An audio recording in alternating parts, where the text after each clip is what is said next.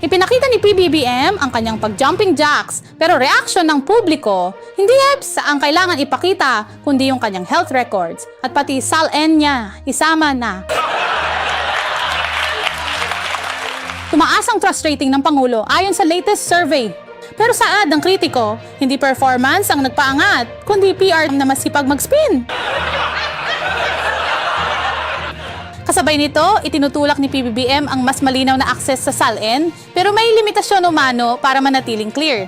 Ano ito? Transparency na may asterisk. Parang diet na puro cheat day.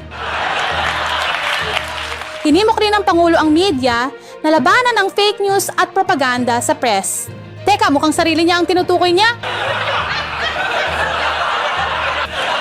Nakakuha naman ng approval papuntang Singapore si Speaker Martin Romualdez kahit may nakaraang pahayag ang ombudsman na baka hindi na siya bumalik.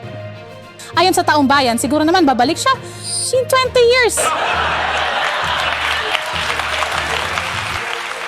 Sa balitang showbiz, isang makasaysayang sandali para sa Pilipinas ang nakaraang performance ng BINI sa entablado ng Coachella 2026.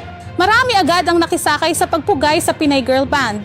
Agad namang nagresolba ang House of Representatives ng pagkilala sa tagumpay ng BINI. Aba, ang bilis magresolba sa pagpuri sa mga artista, pero ang resolusyon sa gutom. Nga.